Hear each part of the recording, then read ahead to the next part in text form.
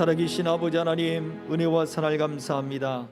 거룩한 주일 우리가 주님 앞에 예배하오니 우리의 예배를 받아 주옵소서. 우리가 하는 것이 중요한 것이 아니라 예배를 통하여 우리 주님을 만나며 우리 주님 안에 들어가며 우리 주님 안에 그 집을 짓고 주님과 함께 교제하는 것이 아버지, 또한 이 땅의 삶이 아닌 영원한 삶을 바라보게 되는 것이 주님, 우리가 드려야 할 진정한 예배인 줄 믿사오니 주여, 오늘 이 자리에 주님 임재하여 주옵소서. 우리의 찬양이 아닌 천군 천사와 함께하는 찬양이 되게 하여 주시옵시고, 우리의 거룩하다 외침이 아닌 주께서 아버지와 함께 하심으로 말미암아 진정한 주의 거룩이 임재하는 예배가 되게 하여 주옵소서. 오늘 이 자리에 하나님, 예배하는 심령들, 또한 영상으로 예배하는 심령들, 아버지 하나님 갈급하고 그 심령에 가난한 모든 이들에게 역사하시는 주님, 우리를 살피시며 우리에게 긍휼을 베풀어 주시옵소서. 우리의 영혼을 고쳐 주시옵소서.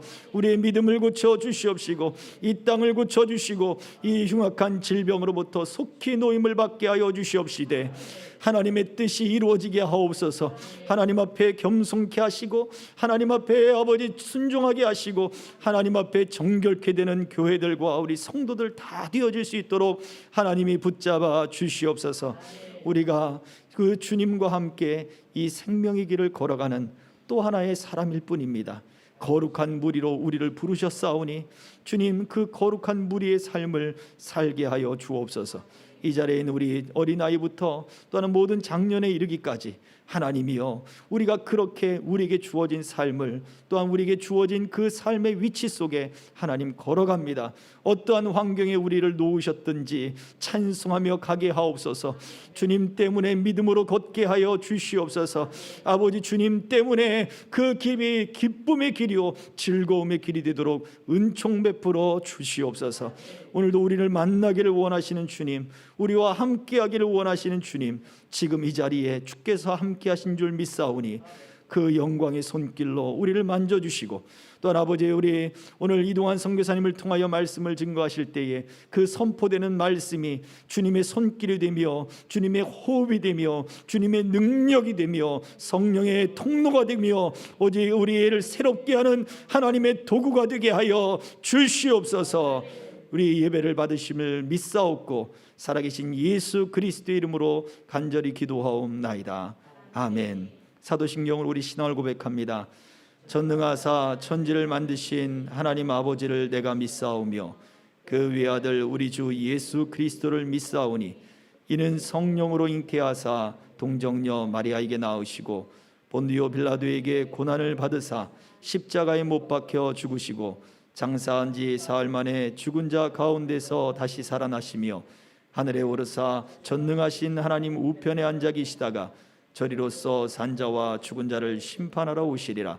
성령을 믿사오며 거룩한 공예와 성도가 서로 교통하는 것과 죄를 사하여 주시는 것과 몸이 다시 사는 것과 영원히 사는 것을 믿사옵나이다. 아멘.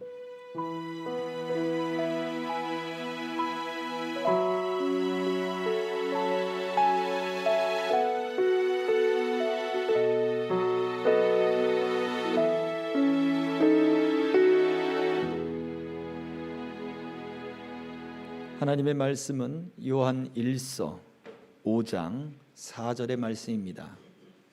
신약 성경 391쪽 요한 1서 5장 4절의 말씀, 한 절의 말씀입니다.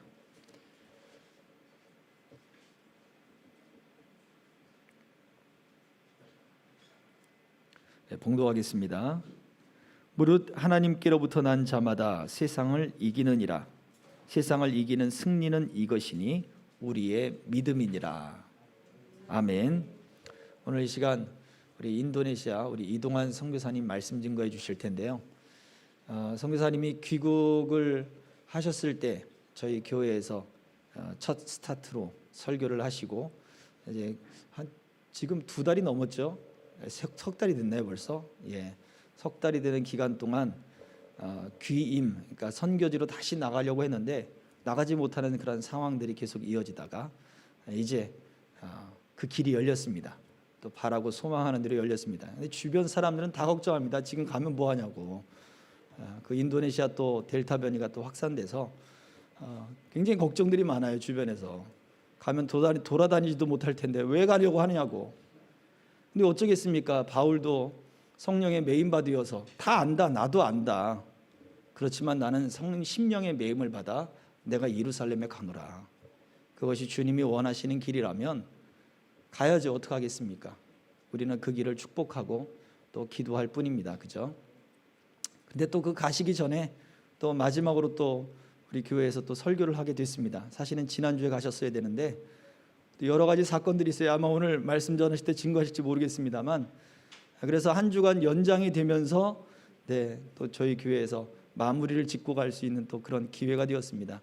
선교사님이나 또 우리에게도 서로에게 복이 될 줄 믿고, 또 오늘 말씀을 또 영상으로 시청하는 분들에게도 하나님이 우리 선교사님을 통해서 증거해 주시고자 하는 그런 메시지가 분명히 있음을 저는 믿습니다. 예시야 이동환 선교사님 나오셔서 말씀 증거하실 때에 우리가 함께 더 큰 은혜 받으시기를 주의 이름으로 축복합니다. 아멘.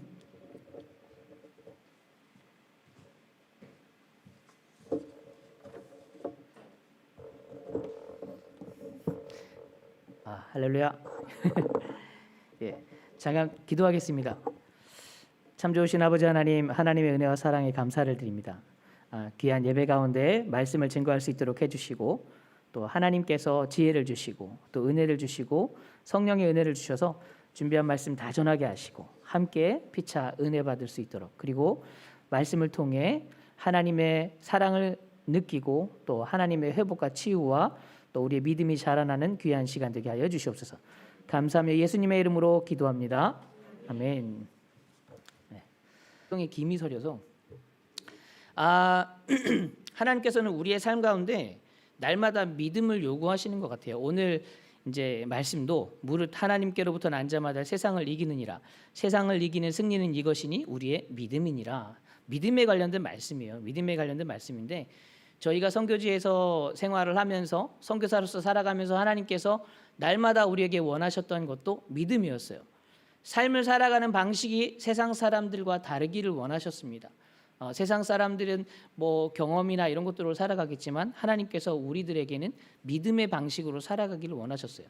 이번 9월 1일 날 원래 출국이 계획되어 있었고 인천공항에 저희가 갔잖아요. 짐을 바리바리 싸들고.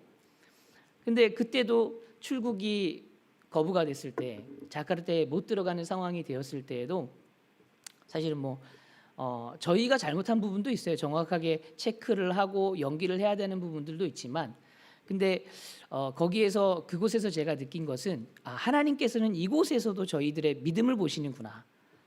믿음을 보시는구나. 그것을 깨닫게 됐어요. 왜냐하면 비록 시간이 늦춰졌지만, 그러니까 사탄이 원했던 것은 저희들의 마음이 낭망하는 것이었던 것 같아요. 근데 전혀 선교지에서 살다 보니까 이런 일들이 비일비재하게 일어나고 그런 것들을 많이 경험을 하다 보니까 저희의 마음이 좀 많이 좀 힘이 생긴 것 같아요. 근데 사탄이 원하는 대로 저희들이 마음이 낭망하지 않았고, 오히려 하나님께서 이 시간들을 더 귀하게 사용하기를 원하시는구나, 또 귀한 시간들을 주셨구나라는 것들을 좀 깨닫게 되었고, 또 그 보건소에서 전화를 받았어요. 인천공항에서 보건소에서 전화를 받고, 그리고 원래 예약돼 있던 그 병원에서 원래 예약된 병원이 11일 날 백신 2차 접종을 해야 인도네시아에 들어갈 수 있었는데, 그 11일 날 예약이 되어 있었는데 그 병원에서 불미스러운 일이 있어서 이제 백신 예약이 취소가 됐단 말이에요.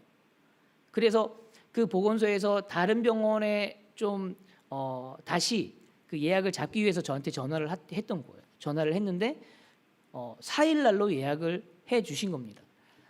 그래서 백신 2차 접종 때문에 못 들어갔는데 하나님께서는 백신을 맞고 들어가기를 원하셨고, 스케줄조차도 모두 하나님께서 조절을 해주셨고, 원래 맞기로 했던 병원에서는 취소가 되고 못했는데 그 병원에서 또 더 앞당겨서 2일인가요? 2일날 3일날 맞았나요? 예, 3일날 맞게 해주셨다는 사실이, 제가 이게 말이 좀 뒤죽박죽이라서 설명이 안 되지만 하나님께서 굉장히 저희의 약함을 아시고 하나님께서 모든 것들을 행하셨다는 사실이 너무 감사하고, 예. 그리고 나중에 알고 봤더니 저희를 위해 수고해 주신 그 간호사 집사님의 믿음 때문에라도 하나님께서 그렇게 하셨다는 사실을 알게 됐어요. 그분의 믿음과 그분이 이제 지금 막 흔들리고 계셨거든요. 그런 저희를 통해서 그분의 믿음이 더욱더 좀 강해질 수 있도록 그렇게 만드셨다는 사실을 알게 되었습니다. 이 사건들을 통해서 저희가 깨달을 수 있었던 것은 저희 속에 여전히 하나님께서 주신 믿음이 건지하다라는 사실을 깨닫게 되었고, 또 그 믿음을 통해 하나님께서 역사하셨다라고 선포하게 하신다라는 사실을 깨닫게 되었습니다. 오늘 본 말씀에 보면 무릇 하나님께로부터 난 자마다 세상을 이기느니라 라고 말씀합니다. 우리 성도의 삶이 바로 승리자의 삶이라는 것인데, 왜냐하면 우리 예수님께서 이미 승리하셨기 때문입니다. 그리고 말씀하죠. 세상을 이기는 승리는 이것이니 우리의 믿음이니라. 분명한 것은 믿음으로 성도는 세상을 이길 수 있다고 말씀하고 있는 것입니다. 그런데 이 믿음을 에베소서 2장 8절에서는 이것은 너희에게서 난 것이 아니요 하나님의 선물이라 라고 말씀합니다. 하나님께서 은혜로 주신 선물이 바로 우리에게 있는 믿음이라는 것입니다. 우리가 믿음으로 살 수 있도록, 우리가 이 세상을 살아갈 때 하나님이 원하신 방법으로 살아갈 수 있도록 하나님께서 우리에게 믿음을 선물로 주셨다라는 것입니다.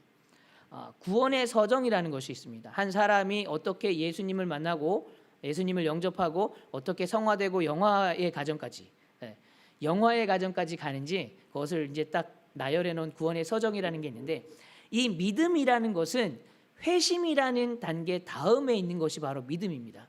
사람이 마음을 돌이키고 난 다음에 하나님께서 믿음을 선물로 주시는 것입니다. 그러니까 마음을 돌이켰을 때 하나님께로, 내가 세상으로 살아가다가 세상 사람처럼 세상 방식대로 살아가다가 이제 하나님, 제가 하나님께 돌아왔습니다. 이 세상 모든 건 내려놓고 하나님만을 의지하고 살려고 합니다. 그때 주시는 것이 바로 믿음이라는 것이죠. 세상 사람들은 자신들의 경험과 지식을 의지하며 살아가기 때문에 세상을 이기는 믿음을 소유할 수가 없습니다. 그러나 우리는 믿음으로 밖에는 살아갈 방법이 없습니다. 그래서 우리가 하나님께서 우리에게 주신 이 믿음 가지고 세상을 이기며 살아가야 하는 것입니다. 근데 중요한 것은 우리에게 있어서 이 믿음이라는 것, 제가 이제 예배 드릴 때 좀 저희 아이들에게 자주 하는 말이 있어요. 뭐냐면, 믿음에 대해서 생각할 때 우리는 보통 자신들의 믿음을 과대평가하는 경우가 크거든요. 제가 주로 하는 말이 주제 파악 좀 해라. 우리에게 있는 믿음은 정말 적은 믿음이다. 결국에는 하나님께서 주신 것은 이 적은 믿음 부여잡고 신앙생활하는 거거든요. 이 적은 믿음 부여잡고 이 믿음의 씨앗을 점점 불려나가는 겁니다. 하나님께서 우리에게 주신 것들을, 달란트 비유처럼 우리에게 믿음을 주셨다면 그 믿음을 잡고 부여잡고 불려나가는 거예요. 크게 만드는 거예요. 우리의 믿음이 점점 자라날 수 있도록. 그런데 우리의 믿음이 원래 작은데 우리는 착각하는 경우가 많아요. 우리의 믿음이 크다고. 그래서 우리가 먼저 우리의 믿음의 크기를 잘 알아야 돼. 우리의 믿음이 어느 정도인지를 먼저 파악할 줄 알아야 돼. 그래서 제가 저희 아이들에게 주로 잘 말하는 것이 바로 주제 파악 좀 해야 된다라고 얘기합니다. 또 한 가지 우리가 믿음으로 살아야 하는 이유는, 우리 하나님께서 하시는 일은 언제나 뻔하지가 않으십니다. 예측하지 못해요. 하나님께서는 전혀 우리가 예측할 수 없는 상황으로 몰아가시고 그 자리에서 우리의 믿음을 요구하시는 때가 되게 굉장히 많습니다. 우리의 예상과는 너무나 빗나가는 경우가 많아요. 그래서 우리는 주님을 믿는 믿음으로 살아가야 합니다. 이 믿음은 정형화되어 있지 않잖아요. 그때그때마다 필요한 것이 믿음입니다. 항상 준비하고 항상 대비하고 항상 말씀과 기도로 믿음을 갈고 닦아야 하는 것입니다. 전도서 3장 11절에는 이렇게 말씀합니다. 하나님이 모든 것을 지으시되 때를 따라 아름답게 하셨고 또 사람들에게는 영원을 사모하는 마음을 주셨느니라. 그러나 하나님이 하시는 일에 시종을 사람으로 측량할 수 없게 하셨도다. 하나님께서 우리를 창조하실 때 그분께서 하신 일의 시작과 끝을 우리가 측량할 수 없도록 창조하셨다는 것입니다. 그래서 우리는 하나님의 일을 예측할 수 없고 미리 짐작할 수 없는 것인데, 그렇다면 왜 우리 인간이 하나님의 뜻을 예측하지 못하고 판단하지 못할까? 그 이유는 여러 가지가 있겠지만 가장 중요한 포인트 중에 하나는 우리 하나님은 영원하신 하나님이시기 때문에 그렇습니다. 영원하신 하나님. 영원하신 하나님이시기 때문에 이 우리 유한한 끝이 있는 이 인간은 그 영원하신 하나님에 대해서 도무지 예측이 불가능한 것입니다. 예를 들어 사람들은 새로운 정보들에 대해서 굉장히 자극을 잘 받습니다. 그러나 근데 그런 정보들을 계속 새로운 정보들을 계속 듣다 보면 어느 순간 그게 지루해집니다. 관심을 잃게 돼요. 그래서 대중음악이나 영화에서 파격적인 어떤 새로운 것이 나오면 처음에는 많은 사람들의 관심을 받습니다. 그러나 시간이 지나면 곧 관심이 줄어들게 되고 흥미를 잃게 됩니다. 이와 같이 인간이 만드는 새로운 그것은 잠깐 사람들을 자극하고 기쁘게 하기도 합니다. 그러나 유한합니다. 유통기한이 있다는 것이죠. 92년도에 우리 어린 친구들은 서태지와 아이들 잘 모르겠지만 92년도에 서태지와 아이들이 처음 나왔을 때 정말 파격적이었어요. 정말 사람들이 놀랐습니다. 요즘처럼 BTS 같은 느낌보다 더 충격적이었습니다. 느린 비트로만 노래 부르다가 갑자기 파격적으로 엄청나게 빠른 비트의 노래를 하니까 사람들이 정말 충격을 받았어요. 그런 충격적인 그런 것들을 받아들였을 때 사람들이 이 느끼는 신선함 그리고 느끼는 그런 파격적인 마음들, 그런데 그것도 조금씩 지나다 보니까 이게 전부 다 보편화되었어요. 사람들이 그걸 더 이상 새롭게 여기지 않는다는 겁니다. 사실 우리 인간은 하나님께서 영혼을 사모하는 마음을 주셨기 때문에 이 영혼을 사모하고 깊이 알아가려 하는 것이지 그것을 온전히 이해할 수는 없습니다. 왜냐하면 우리 하나님의 영원하심이 늘 끊임없이 새롭다는 것입니다. 인간이 만드는 모든 것들은 다 늘 새로워도 이제 이게 낮은 것이 되고 오래된 것이 되지만 우리 하나님은 영원하신 하나님이시기 때문에 이 새로운 것도 영원해지는 것입니다. 그러니까 어제도 새롭고 오늘도 새롭고 내일도 새로운 것입니다. 그러니까 인간은 자주 경험하면 지루해지잖아요. 진료하고. 그런데 우리 영원하신 하나님은 늘 새로우시다는 겁니다. 그분 안에 있는 생명, 그분 안에 있는 기쁨, 행복, 은혜와 감사, 능력, 사랑, 이 모든 것들이 영원히 새롭다는 것입니다. 그래서 우리가 온전히 우리 하나님을 이해할 수 없기에 그래서 우리는 언제나 믿음 안에서 살아가야 하는 것입니다. 본문으로 돌아가서 무릇 하나님께로부터 난 자마다 세상을 이기느니라. 그러니까 하나님으로부터 태어난 자들을 말합니다. 이 사람들이 하나님으로부터 태어난 자들이 어떤 자들이냐? 요한일서 5장 1절에 보시면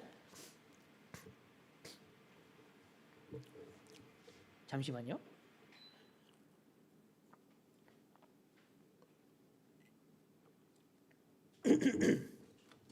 죄송합니다. 요한일서 5장 1절 예수께서 그리스도이심을 믿는 자마다 하나님께로부터 난 자니 또한 낳으신 이를 사랑하는 자마다 그에게서 난 자를 사랑하느니라. 먼저 예수님이 그리스도이심을 믿는 자들이 바로 하나님께로부터 난 자들이다라고 말씀하고 있습니다. 이것은 관계 회복의 의미를 또한 포함하고 있습니다. 만약에 예수님을 나의 구세주로 영접했다 그러면 하나님께서 우리 아버지가 되어주신다라는 것입니다. 즉 예수님을 통해서 하나님과 우리의 관계도 사랑하는 관계가 된다는 것이죠. 그러므로 우리가 세상을 이길 수 있는 것은 하나님께서 우리를 사랑하시기 때문에 가능하다는 것입니다.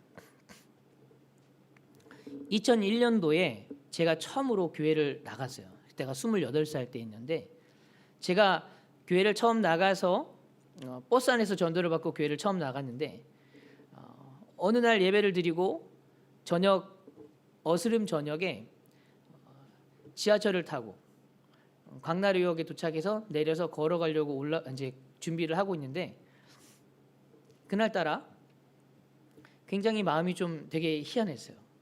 제 앞에 어떤 장애인 친구가 지나가고 있었고 저는 제 그 친구를 보면서 제가 좀 도와줘야 되겠다라는 생각을 하고 돈이 좀 있었거든요. 그래서 주머니에서 손을 넣고 이렇게 돈을 만졌어요. 근데 10,000원짜리 2장이 있더라고요.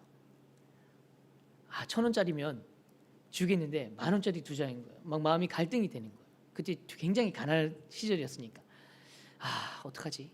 근데 그 순간에 탁 깨달아지는 게 있었어요. 그때는 예수님을 믿지 않았죠. 처음에 교회 나갔을 때니까. 그때 순간 스쳐 지나가는 생각이 있었어요. 뭐냐면 저 친구가 아픈 게 아니라 진짜 아픈 건 나구나. 이것 하나도 마음대로 할 수 없다니. 그리고 나서 제 자신이 보여지기 시작하는 거예요. 그러면서 눈물이 막 났어요. 제 자신이 너무 불쌍해 보이는 거예요. 근데 또 하나님은 또 기가 막힌 드라마틱한 하나님이세요. 열차가 덜컹하더니 그 친구가 제 앞에서 넘어졌어요. 그래서 더 울은 거예요. 더 눈물을 흘린 거예요. 근데 제가 막 주머니를 계속 만지작하니까 제가 돈이 없는 줄 알고 앞에 있는 자매 한 명이 돈을 꺼내가지고 주더라고요. 너무 창피하고 너무 그래서 문이 열리자마자 바로 뛰쳐나갔어요. 뛰쳐나갔는데 광나루역 위까지 올라가서 뛰쳐나가서 딱 나갔더니 그때 세상이 변해 있었어요.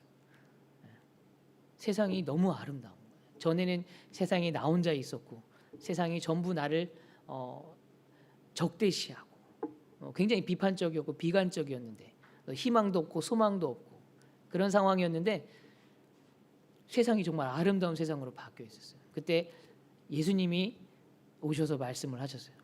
네 마음문을 열어라. 네 마음문을 열어라. 저는 예수님을 영접한다는 걸 어떻게 이해를 하고 있었냐면 교회 나간 지 한 2달 정도밖에 2달, 석 달 정도밖에 안 됐었으니까 예수님을 영접한다는 거 어떻게 이해했냐면 그 무당이 그 구슬을 할 때 신접하잖아요. 신내림을 받잖아요. 저는 그걸로 이해했어요. 예수님이 제 속에 들어온다라고 생각을 했어요. 그 귀신이 저한테 들어오는 것처럼 예수님이 들어오면 제 정체성은 사라지고 제 인격은 사라지고 그 다른 인격이 저를 조종하는 줄 알았어요. 그래서 마음문을 열어라. 그때 또 말씀을 또 생각나게 해주시더라고요. 문 밖에서 두드리신다고. 그래서 못 엽니다. 저는 미치기 싫습니다. 근데 예수님께서 또 그 순간 찰나의 순간 동안 예수님께서 모든 걸 생각나게 하시는 거예요. 지금까지 살아오면서 제 그 찌질한 인생들을 다 보여주시는 거예요. 그러면서 제가 계산을 하게 하셨어요. 이래 미치나 저래 미치나 한번 미쳐보고 싶은데 예수님께 한번 미쳐볼까? 이런 생각이 들더라고요. 전 너무 이제 인생에서 도전이란 것도 안 해보고 모험도 안 해보고 정말 어떻게 그렇게 살았는지 모르겠어. 어렸을 때 너무 겁도 많고 한번 정말 열심히 최선을 다해서 인생 후회 없이 살아보고 싶은 마음이 있었는데 너무 제 인생이 안타까웠거든요. 그때 모르겠다. 알겠습니다, 예수님. 열겠습니다. 그리고 마음문을 열고 예수님을 영접했어요. 근데 제게 찾아오신 분은 아버지 하나님이셨어요. 그래서 제 입에서 나왔던 고백이 바로 그 순간에 하나님을 아버지라고 고백하는 것이었습니다. 예수님을 영접하고 예수님을 받아들이는 순간 막 눈물은 하염없이 나고 그리고 하나님이 내 아버지, 다른 사람의 아버지가 아니라 나의 아버지였다는 사실을 알게 됐어요. 그 아버지가 저를 안아주시는데 길거리에서 눈물이 하염없이 났어요. 그 자리에서 저는 무릎 꿇고 기도를 하고 싶었어요. 하지만 이 정신은 남아 있었기 때문에 빠른 걸음으로 걸어갔죠. 제가 말씀드리고 싶은 것은 예수님을 영접하는 순간 관계의 설정이 바뀌게 된다는 거예요. 아버지 하나님과의 우리와의 관계의 설정이 바뀌게 돼요. 아버지 하나님이 진짜 우리의 아버지가 되는 겁니다. 그래서 그 아버지가 우리의 인생을 책임져 주시는 거예요. 우리가 세상을 이길 수 있는 것이 우리의 힘이 아니라 우리 아버지 때문에 그런 거예요. 우리 아버지가 우리를 사랑하시기 때문에. 그때 알았어요. 그 아버지가 나를 엄청나게 사랑하시는구나라는 것들을 알게 됐어요. 그리고 나서 이렇게 하소연하듯이 얘기했어요. 왜 지금 오셨냐고. 왜 이렇게 늦게 오셨냐고.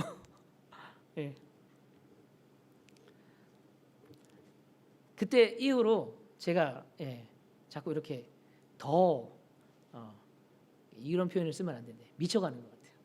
그 사랑이 너무 좋아서. 우리가 그래서 하나님께서 우리에게 주신 이 믿음을 가지고, 이 선물로 주신 믿음을 가지고 이 세상을 세상과 싸워서 이기며 살아가야 한다는 것입니다. 그렇다면 믿는 자들의 삶이 어떻게 해야 되는가? 갈라디아서 2장 20절에 보시면 내가 그리스도와 함께 십자가에 못 박혔나니 그런즉 이제는 내가 사는 것이 아니요 오직 내 안에 그리스도께서 사시는 것이라. 이제 내가 육체 가운데 사는 것은 나를 사랑하사 나를 위하여 자기 자신을 버리신 하나님의 아들을 믿는 믿음 안에서 사는 것이라. 제가 이전에는 육체적인 경험과 지식과 판단을 의지하고 살아왔었어요. 그런데 예수님을 영접하고 나서 하나님께서 나의 아버지가 되신 후에는 하나님이 나를 사랑하시고 또 나를 위해서 예수님을, 나 대신에 예수님을 십자가에 달려서 돌아가게 하셨다. 그리고 제가 예수님을 영접하는 순간 예수님이 나와 함께 하신다라는 그 사실을 알게 되었을 때, 이런 고백이 나오는 거예요. 이제는 내가 내 뜻대로 사는 것이 아니라 하나님의 아들을 믿는 믿음 안에서 살아야 하는구나. 사실 바울 사도는요, 고린도후서 5장에서 이렇게 고백해요. 저도 이 고백을 했었어요. 처음에 예수님 만나자마자 이 땅에서 살기 싫었거든요. 빨리 저 데려가 주세요. 정말 빨리 천국 가고 싶습니다. 그렇게 얘기했어요. 사도 바울도 고린도후서 5장에서 이렇게 말씀하고 있더라고요. 우리가 원하는 것은 차라리 몸을 떠나 주와 함께 있는 그것이라. 빨리 세상을 마무리하고 주님 품에 안겨서 안식을 취하고 싶다는 것입니다. 세상이 너무 힘드니까요. 그러나 그러함에도 불구하고 이 땅에서 우리가 살아야 하는 이유에 대해서 바울 사도가 이렇게 고백하는 것입니다. 갈라디아서 2장 20절에 첫째, 그분이 나를 사랑하셨다는 것. 둘째, 나를 위해 자기 자신을 버리셨다는 것. 그것 때문에 우리가 이 땅에서 살아가야 한다라는 것입니다. 나를 사랑하셨다라는 것은 앞으로 괜찮아질 나를 사랑하신 게 아니에요. 앞으로 죄도 좀 덜 짓고 더 훌륭한 모습으로 변화되어 있을, 더 나은 모습으로 더 변화되어 있을 미래의 나를 하나님이 사랑하시는 것이 아니라는 것이죠. 현재 지금 이 모습 이대로를 하나님께서는 사랑하신다는 것입니다. 비록 내 모습이 연약하고 추해 보일지라도, 비록 내가 나를 그렇게 나도 나를 그렇게 볼지라도 주님은 그렇게 보지 않으신다는 것입니다. 나를 있는 모습 그대로 사랑하신다는 것입니다. 그리고 그분이 나를 위해 자기 자신을 버리신 것입니다. 가치가 없어서, 우리 예수님이 가치가 없으셔서 그렇게 버리신 게 아니에요. 오히려 비교할 수 없는 가치를 가지시고 계신 분이시기 때문에 자기 자신을 버리신 겁니다. 무엇을 깨달을 수 있습니까? 우리가 그럴 가치가 있는 존재라는 것이죠. 주님께서 생명값을 치를 정도의 존귀한 가치를 가지고 있는 사람들이라는 것입니다. 우리는 절대로 이 사실을 잊어서는 안 됩니다. 사탄 마귀는 날마다 우리의 가치를 깎아내리려고 해요. 너 같은 게, 너까지 게. 하지만 속지 말아야 합니다. 하나님께서 예수님을 우리에게 주셨다는 것은, 우리를 위해 내어주셨다는 것은 우리가 정말로 우리의 가치가 크다는 것입니다. 그러니 여러분들이 날마다 살아가실 때 여러분들의 존재에 대해서 여러분들이 느끼고 깨닫고 살아가야 하는 것입니다. 예수님의 생명값 가지고, 목숨값 가지고 살아가는 여러분들이잖아요. 우리가 또한 함정에 빠지기 쉬운 것이 있는데, 우리 믿음 생활을 하면서, 신앙 생활을 하면서 바울 사도는 이것을 설명하기 위해서 율법과 믿음 중에 우리가 무엇을 따라야 할지를 갈라디아서를 통해서 말씀하고 있는데, 인간은 기본적으로 이렇게 생각합니다. 내가 아무것도 안 했는데 하나님이 나에게 복을 주시겠어? 이런 생각을 해요. 그래서 기본적으로 어떤 선한 일을 해야 하나님께서 우리에게 우리를 위해 일해 주시고 또 복을 주실 것이다. 내가 어떤 착한 일을 하고 저 불쌍한 사람이 있으니까 그 사람을 도와줘야 하나님께서 나에게 복을 주실 거다. 이런 생각이 가장 기본적으로 들어가 있어요. 그러나 이것은 믿음이 아닙니다. 이것은 잘못된 생각입니다. 제가 말씀드리는 것은 우선순위가 중요하다는 것입니다. 내가 어떤 일을 먼저 하고 그 다음에 하나님께서 어떤 일을 해주실 것인가 기대할 것이냐, 아니면 하나님께서 이미 하신 일을 우리가 전적으로 믿고 그 다음에 우리가 행동을 할 것이냐. 그리스도인의 삶은 어떤 삶이냐? 바로 후자의 삶이라는 것이죠. 우리가 어떤 일을 먼저 하고 그 다음에 뭔가를 바란다는 것은 우리의 의가 되는 것입니다. 우리의 공로가 되는 것이지요. 이것은 복음이 아닙니다. 우리가 한 일에 대한 어떤 대가를 받는 것입니다. 그러니까 뭐 하고 대가 받는 것은 은혜가 아니죠. 복음이란, 하나님께서 우리에게 베풀어 주신 복음이란 은혜입니다. 대가 없이 주어 주시는 것입니다. 그래서 복음을 정의해 보면 하나님께서 우리를 위해 예수 그리스도 안에서 행하신 모든 일이라고 정의할 수 있습니다. 이미 하나님께서 해놓으신 일이 복음이라는 것입니다. 그것을 믿고 신뢰하며 다음 행동으로 나아가야 하는 것입니다. 바울 사도가 다메섹 도상에서 부활하신 예수님을 만났을 때요, 그가 예수님께 했던 말을 통해서 우리는 이 순서의 의미를 바로 깨달을 수 있습니다. 사도행전 22장에 보시면 바울 사도가 유대인들에게 이렇게 설교하는 장면이 나오는데, 자기가 다메섹 도상에서 어떻게 예수님을 만났는지 그걸 설명하는 그 장면에서 설교하는 장면에서 두 번의 질문을 하는 것이 나옵니다. 첫째가 사도행전 22장 8절에 내가 대답하되, 예수님이 그러셨잖아요. 바울아, 너는 왜 나를 핍박하느냐라고 말하니까 사도행전 22장 8절에 내가 대답하되 주님 누구시니까 하니, 주님 누구시니까 하니. 그리고 사도행전 22장 10절에 주님 내가 이르되 주님 무엇을 하리이까. 이 두 가지죠. 첫째가 주님 누구십니까? 두 번째가 주님 제가 무엇을 하리이까. 원래 사도 바울은 이 순서가 바뀌어 있었어요. 자기가 먼저 하고 찾았단 말이에요.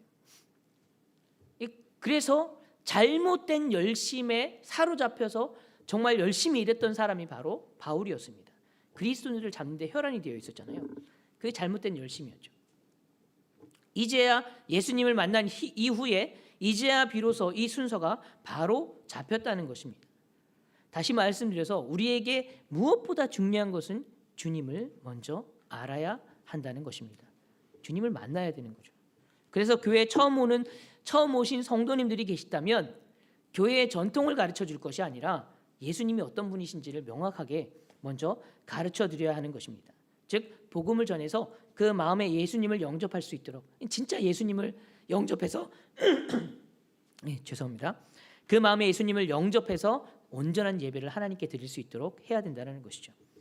마가복음의 저자인 마가 요한은요, 마가복음을 처음 시작하면서 예수님이 어떤 분이신지를 명확하게 제시합니다. 마가복음 1장 1절에 하나님의 아들 예수 그리스도의 복음의 시작이라. 하나님의 아들입니다. 하나님의 아들 예수 그리스도의 복음의 시작이라. 그분이 하나님의 아들이시고 복음의 시작이라는 것입니다. 창세기 3장 15절에 말씀하는 그 여자의 후손이 뱀의 머리를 상하게 한다, 아주 박살내 버리신다는 아담과 하와가 범죄하고 난 이후에 하나님께서 주신 복음이잖아요. 최초의 복음이잖아요. 이 복음의 여자의 후손이라고 얘기하는 예수 그리스도. 그 예수 그리스도가 바로 창세기 3장 15절에 예언했던 모든 인류가 기다리고 있었던 그 메시아. 그 메시아라는 것입니다. 그가 바로 복음의 시작이라. 마가는 그렇게 시작하는 것입니다. 세례 요한은 그 예수님에 대해서 이렇게 말했죠. 보라, 세상 죄를 지고 가는 하나님의 어린 양이로다. 희생 제물로 오신 예수님에 대해서 말씀했습니다. 마가 요한이 마가복음을 기록할 당시에 그는 로마에 있었던 것으로 추정이 됩니다. 또 기독교인에 대한 핍박이 이미 시작되었고, 또 많은 사람들이 베드로와 바울이 이미 순교당한 뒤라고 이렇게 추정을 합니다. 아마도 교회의 기둥이라고 불려지던 많은 사람들이 그리고 예수님의 제자들과 부활의 증인들이 하나 둘씩 순교를 당하고 있는 상황 가운데에서 마가는 마가 요한은 자신이 베드로로부터 들었던 예수님의 복음을 글로 써서 남겨야 할 그런 필요성을 느꼈을 것입니다. 사실 당시에는요, 제가 글을 좀 읽어봤는데 예수님의 이야기를 글로 쓰는 것을 별로 탐탁치 않게 생각했대요. 왜냐하면 사도들이 살아 있었으니까, 부활의 증인들이 많이 살아 있었으니까, 그럼 필요한 데마다 가서 직접 예수님에 대한 이야기를 해줬던 거예요. 직접 예수님을 봤던 사람들이, 그리고 예수님의 부활을 경험했던 사람들이 직접 가서 얘기를 하니까 막 살아있는 말씀의 역사가 나타나는 거예요. 그런데 지금은 순교당하고 있고, 사도들도 한두 명 순교당하고 있고, 믿음의 사람들이 잡혀가서 순교당하는 상황 가운데에서 또 새로운 세대들이 이렇게 올라오고 있고, 그러니까 교회들이 전 세계로 그렇게 커지고 있는, 많아지고 있는 상황 가운데 더 이상은 사도들도 감당하기 힘들었다는 것이죠. 그래서 마가 요한은 이 마가복음을 쓸 그런 마음을 가졌던 것입니다. 또 당시에 심한 핍박에 견디지 못하고 세상으로 뛰쳐나간 사람도 많았습니다. 로마가 이제 또 문학이 되게 굉장히 또 발달이 했었잖아요. 그 로마의 인본주의에 매료돼 가지고 우리 예수 믿는 사람들은 신앙 고백이 반드시 필수잖아요. 우린 날마다 신앙 고백을 하며 살아가야 합니다. 우리 하나님 어떤 분이시고 나에게 어떤 분이시다는 사실, 신앙 고백을 날마다 해야 하는데, 그 신앙 고백하지 않고 세상과 절묘하게 섞여서 믿는 듯 안 믿는 듯 그런 사람도 굉장히 많았다는 것입니다. 하지만 그 와중에서도 카타콤이라는 곳에 숨어서 목숨을 걸고 숨어서 예배하고 날마다 믿음으로 살아가는 성도들이 있었습니다. 그래서 마가 요한은 그들을 위로하고 또 예수님이 어떤 분이신지를 정말 정확하고 제대로 가르쳐주기 위해서 이렇게 마가복음을 기록한 것입니다. 어떻게 해야 믿음으로 싸워 세상과 싸워서 승리할 수 있는가? 마가가 또한 명확하게 한 것은 예수님께서 바로 하나님의 아들이시고 하나님의 나라를 이 땅에 임하게 하셨지만 우리 때문에 고난을 당하시고 죽으신 메시아라는 사실을 상기시키고 있는 것입니다. 그리고 예수님의 부활을 통해서 우리 성도에게 고난이 끝이 아님을 말씀하고 있습니다. 이렇듯 마가는 고난받는 그리스도인들에게 예수 그리스도의 정체성을 명확하게 해주고 있습니다. 우리에게도 마찬가지죠. 우리에게 있어서도 가장 우선순위가 되어야 할 것이 바로 예수 그리스도가 누구인가를 먼저 알아야 한다는 것입니다. 그래야 우리에게 있어서 우리가 믿음으로 승리할 수 있다는 것입니다. 우리가 믿음으로 세상과 싸워 승리해야 하는데 이 믿음의 기초가 흔들린다면, 이 복음이 흔들린다면 어떻게 그 능력이 나타나겠습니까? 그러므로 우리는 예수 그리스도를 명확하게, 그분이 누구신지를 명확하게 먼저 알아야 하는 것입니다. 선교지에서는 선교지에 있을 때는 참으로 하나님께서 은혜로운 경험을 많이 하게 해주시는 것 같아요. 제가 십자가를 묵상할 때 때로는 아무 감흥이 없을 때가 많아요. 십자가 그 목걸이, 십자가 이미지 그런 거 봐도 이제 아무 감정이 없을 때가 많은데, 근데 제게 있어서 십자가에 대한 생각을 조금이나마 현실감 있게 느끼게 해준 사건이 하나 있었습니다. 제 그 막내딸 하임이 5살 때인가 밤에 잠을 자는데 아이가 이틀 연속 잠꼬대를 하는 거예요. 그러니까 예수님의 이름을 막 정말 부르짖는 거예요. 예수님의 이름을 처음에 못 알아듣습니다. 왜냐하면 영어로 했기 때문에. 지저스, 지저스. 그리고 못 알아듣습니다. 그래서 도대체 무슨 꿈을 꾸길래 잠꼬대를 저렇게 하나, 그렇게 그냥 생각하고 넘어갔는데, 근데 이틀 연속 자면서 그렇게 처절하게, 너무 처절하게 막 울면서 예수님의 이름을 부르는 거예요. 근데 그런 일이 있고 나서 이제 한 가지 좀 이상한 행동을 하기 시작했어요, 하임이가. 저희가 보통 보면은 아이들의 이제 신앙을 위해서 애니메이션, 성경 애니메이션 많이 보여주거든요. 근데 다른 애니메이션, 다른 파트에 그 성경 애니메이션은 잘 봐요. 근데 예수님의 십자가가 나오는 그 파트의 애니메이션만 보면 애가 갑자기 인상이 바뀌고 안 보려고 하는 거예요. 싫다거나 다른 거 틀어주라고. 처음에는 그냥 그런가 보다. 아이들에게는 저게 좀 충격적일 수 있겠지, 그렇게 생각을 했어요. 근데 계속 반복해서 그런 현상이 나타나니까 슬슬 제가 이제 좀 화가 나기 시작했어요. 하루 이틀이 아니라 같은 행동을 계속 반복하니까. 그래서 그날도 이제 제가 보여주려고 딱 틀었는데 하임이가 여전히 안 볼 거라고 다른 거 틀어달라고 제가 화를 냈습니다. 우리에게 있어서 이 십자가가 얼마나 중요한 건데 이걸 안 보려고 하냐고 막 혼냈어요. 근데 그날따라 너무 서럽게 우는 거예요. 막 서럽게 울면서 그러면서 그 얘기를 하는 거예요. 막 울면서 난 봤다고. 난 예수님이 십자가에 달려서 돌아가신 거 봤다고 직접 그러는 거예요.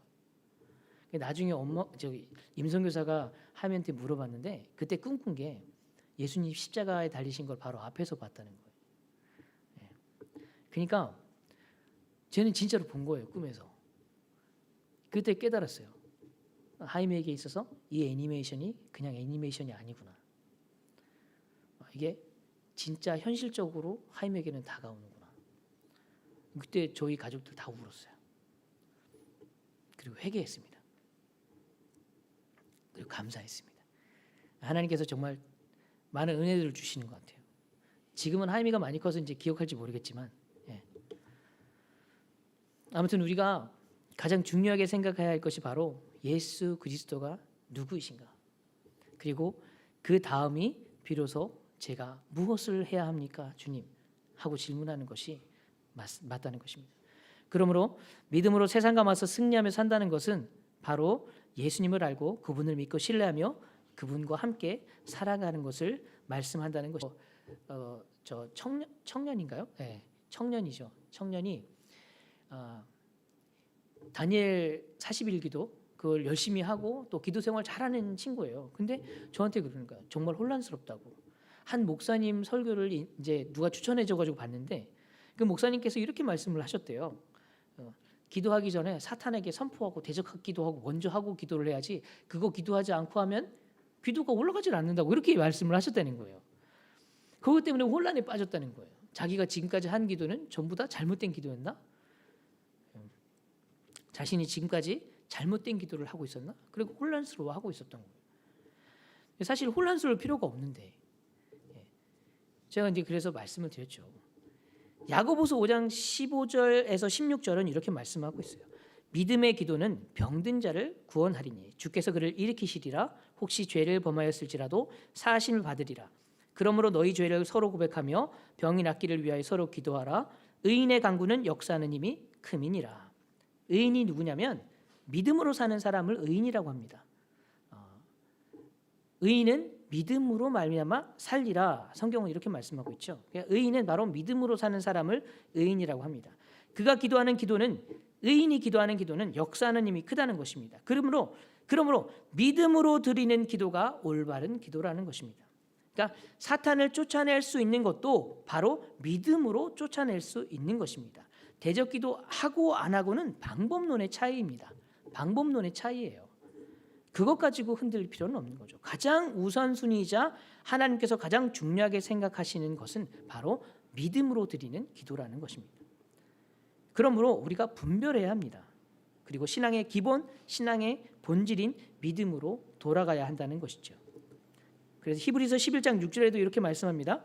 믿음이 없이는 하나님을 기쁘시게 하지 못하나니 하나님께 나아가는 자는 반드시 그가 계신 것과 또한 그가 자기를 찾는 자들에게 상 주시는 이심을 믿어야 하지니라.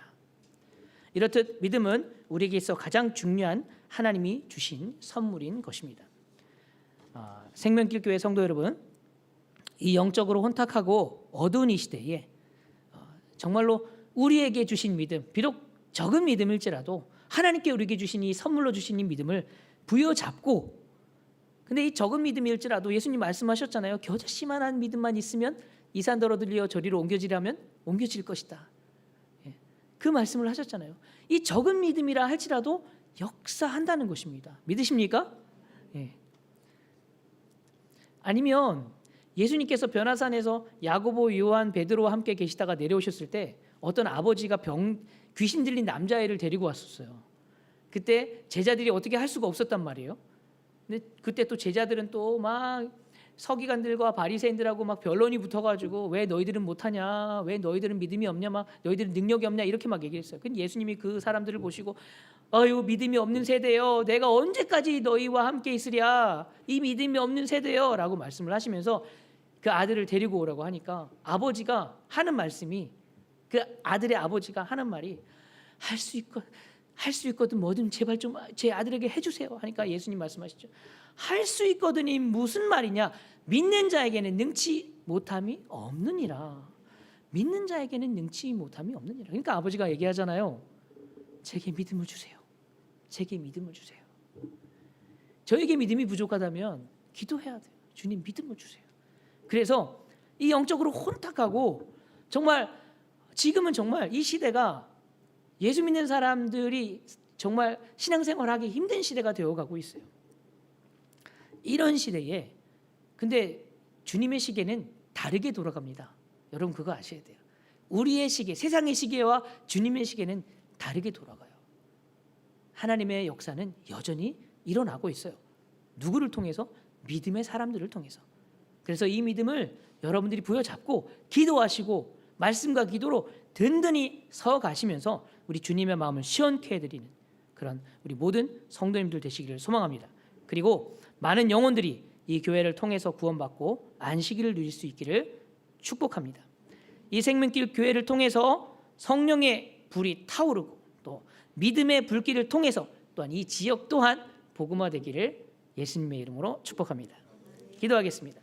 하나님 감사합니다. 주님께서 또 함께 말씀을 나누게 하시고 우리 주님을 함께 나누게 하시니 감사합니다.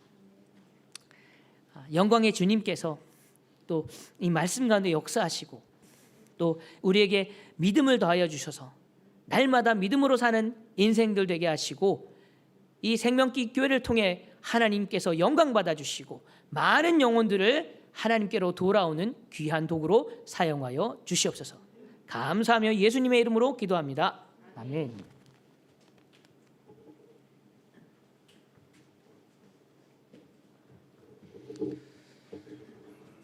네, 우리 또 출국을 앞두고 계시기 때문에 PCR 검사 다 하고 그러셔서 사실은 여기 지금 앉아 계신 분들이 다 거의 다 지금 음성을 다 확인하신 분들이 다시 사실은 앉아 계세요.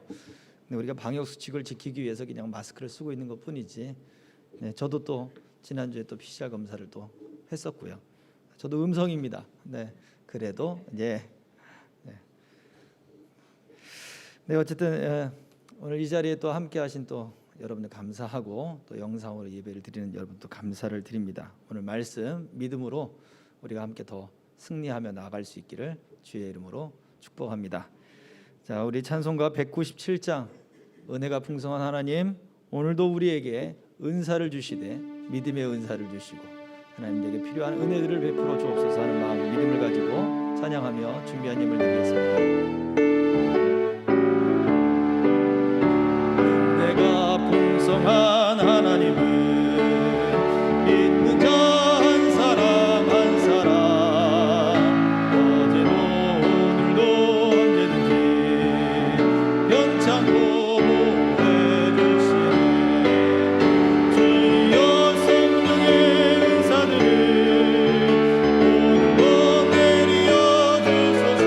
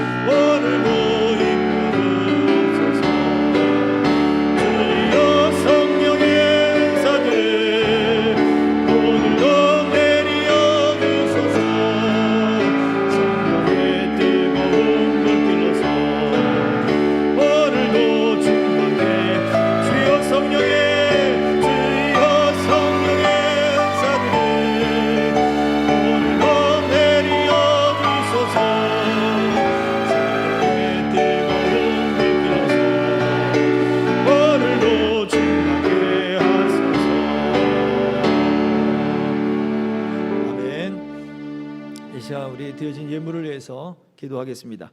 살아계신 아버지 하나님, 감사합니다.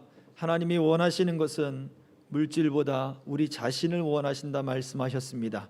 주님, 우리의 믿음을 그렇게 주님 앞에 드렸사오니 주님, 우리를 받아 주시옵소서. 물질 속에 담겨 있는 우리 마음, 우리의 삶, 우리의 생각, 우리의 의지, 우리의 환경, 우리의 믿음, 우리의 순종과 헌신을 하나님 기억하여 주시옵소서. 이 물질을 드림으로 내 마음이 하나님께로 있게 하여 주시옵시고 하나님의 나라로 내 모든 삶의 방향이 정해지게 하여 주시어서 하나님이 이 땅에서 우리에게 원하시는 그 귀한 믿음의 삶, 순종의 삶, 복된 삶을 이루어내게 하여 주옵소서. 우리에게 믿음을 덧입혀 주시옵소서. 말씀이 씨앗이 되어 더욱더 30배, 60배, 100배의 하나님 그 믿음의 열매들과 순종의 열매들과 하나님이 이 땅에 우리에게 부어주시는 믿는 자에게 주시는 하늘의 신령한 복들과 이 땅에 기름지고 풍성한 복들로 하나님 채워 주시옵소서. 특별히 우리 선교사님, 하나님 그 사역지, 주님 그 사역지마다 하나님이 함께 하시고 나누고 베풀 때에 하나님이여 필요를 채워주시고 더 풍성하게 하셔서 하나님의 역사와 하나님의 도구만 되게 하여 주시옵시고 자녀들 위한 모든 하나님 가족들 영육 간의 강건함으로 붙잡아 주옵소서. 사랑하는 우리 성도들에게 하나님이 함께하사 하나님 어느 형편이든지 아버지 오늘 말씀이 각 사람 위에 임하게 하셔서 믿음의 풍성한 역사들 하나님 그 삶의 터전 속에 직장과 생업 속에 가정 속에 자녀들 속에 나타나게 하여 주시옵시고 풍성한 열매로 하나님께 찬송하는 삶이 되게 하여 주시옵소서. 예수 그리스도의 이름으로 축복하며 기도하옵나이다. 아멘. 자, 우리 이동환 선교사님 나오셔서 축복 기도하심으로 예배를 마치도록 하겠습니다. 기도하겠습니다. 이제는 우리 주 예수 그리스도의 은혜와 하나님 아버지의 크신 사랑하심과 성령 하나님의 감동 감화 교통 충만케 하시는 은혜가 이 생명길 교회 머리 위에 또한 함께 예배드린 모든 성도님들 머리 위에 그리고 열방 가운데 예수는 그리스도시요 살아계신 하나님의 아들이라고 고백하며 예배하는 모든 성도들 머리 위에 믿음으로 살기를 작정하고 결단하며 나가는 모든 성도들 머리 위에 이제로부터 영원토록 함께 있을지어다. 아멘.